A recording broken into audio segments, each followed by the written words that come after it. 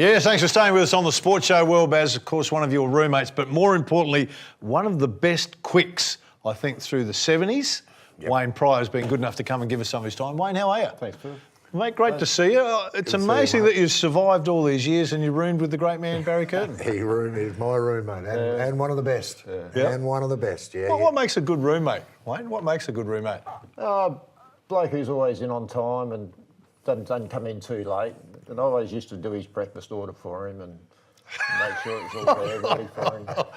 So I'm just trying to paint a picture. So one of you was in early and organised and it doesn't sound like it was Barry. Nah, well, being a bowler, I always found it hard to go out and celebrate each night because you didn't really know what you were doing the next day. So if you batted like today, the next day you'd be bowling. So I'd always have that early night just before we bowled. So if we bowled, I was normally too buggered to go out at night time. So yeah. Fairly similar for you then. Oh, well, what he's saying is I was normally out running and I'd get in a bit later than everyone else and whatever, and he would look after that. Oh, you're doing the extra. He was the perfect roommate, mate. He was an absolute gem. One you couldn't find. Once I found him, I was never going to let him go. He was always going to be my roommate. You're Oh, yeah, once I found him, yeah. Mate, so many things we could talk about with you, but 75, 76, of course, the Sheffield Shield win. Yep. Is that, along with World Series cricket, we'll come back to that in a minute, the great moment for you in your career? I think the Shield win was the greatest moment because we sort of went from nothing to top in one season.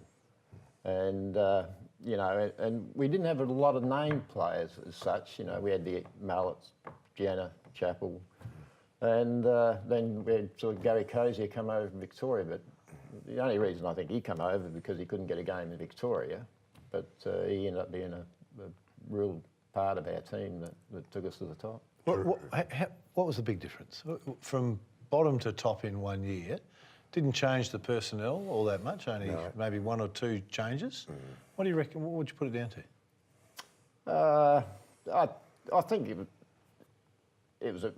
there's no individual performance by anyone. I think it was a real team effort, you know, where if one bloke failed, the next bloke coming in would take up the challenge and carry on. And it was the same with the bowling as well, you know. If I wasn't getting wickets, Jeff Attenborough at the other end, he'd be getting them, and if we couldn't get them, then we had Mallet and Jenner, you know. So I think Ian was a big part of it as well. Ian held so much respect from the players. Yeah, I mean, he was a terrific captain. And he basically knew every opposition batsman, what their strengths and what their weaknesses were, and basically he'd set fields, you know, like, so you basically weren't bowling to the same field to every batsman, you know, you'd have different blokes in different positions for each batsman. Which was a first for us, wasn't it? I mean, in a sense, Ian had a terrific eye for it. In that year, we played the West Indies at their absolute peak. You took 6 for 40? 6 for 42. Mate, one of the great fast bowling spells, and I kid you not, you don't often see Viv Richards caught on the back foot here against any bowler. Yeah, Fang got him twice. You're talking about a side that had Greenwich, Richards, Lloyd, Fredericks. Wow. It just went on and on and on. The batting lineup was quite staggering. Yet we beat them in 3 days. The confidence in our side that year, you could see in that game that it just grew because Australia were having problems with absolutely the they were. Such a formidable group. But you know, with the West Indies as well, you know, it was just a build-up game for their Test series. But it was the last game before the Test, so it's always going to be a serious hit out. And you don't call them Calypso boys for nothing because you know they enjoy a drink of rum and. You know, and once they get out on that field there, you just don't know what you're going to get from them, do you?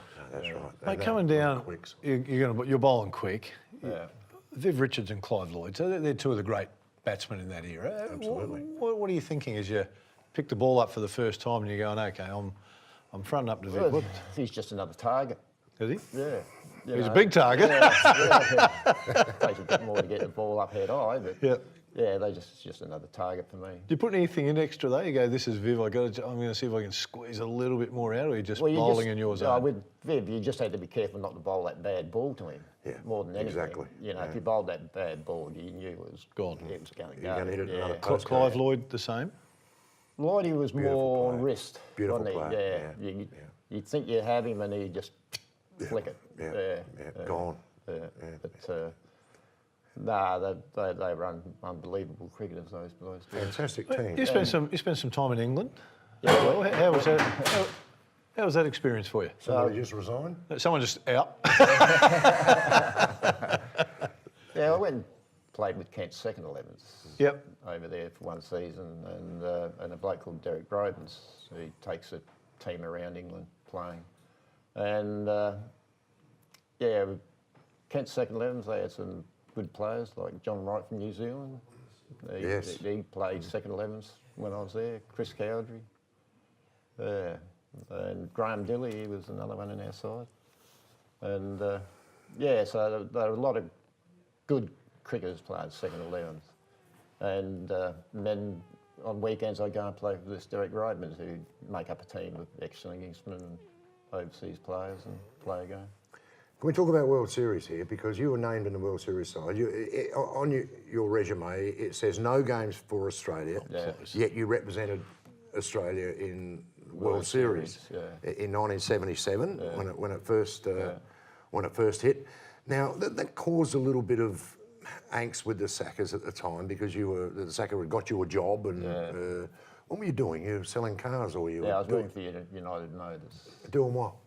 Just picking up cars from down at Mile End. Doing nothing. Doing nothing. Yeah, bowling quick. Seeing how quick you can get up East Terrace.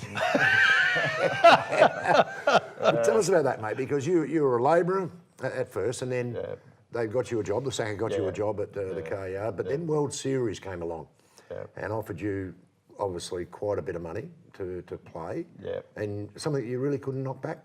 Nah, not at that stage, because basically I'd only sort of just got married, and basically a Shield game I think was $80 a game. 80? Yeah. Where did you get 80? Where did you get 80 from? What were you getting, mate? You're getting half of my money. Was it? Yeah. Where did you get 80 bucks? That's the extra half time he spent in the room. So, you know, that was a Friday, Saturday, Sunday, Monday game. Yeah. And so you didn't get paid from work because you got Friday and Monday off. And then living up Mount Pleasant where I did, by the time I take my petrol money out, it's sort of... Yeah, you're paying for nothing. Paying for nothing, so... Yeah. Yeah, so... Kerry Packer? Yeah. Matt Kerry? Yes. Yeah. Mate, hold on to that Kerry Packer, mate, because we need to get to a break. Fine. But I want to come back because we've got a few more questions. There's some striking, there's some World Series cricket. Obviously, there's a pay dispute in the making as well. So stay with us after the break, or we might have to come back next week. You'll have to stay tuned to find out. Wayne Pryor, our special guest.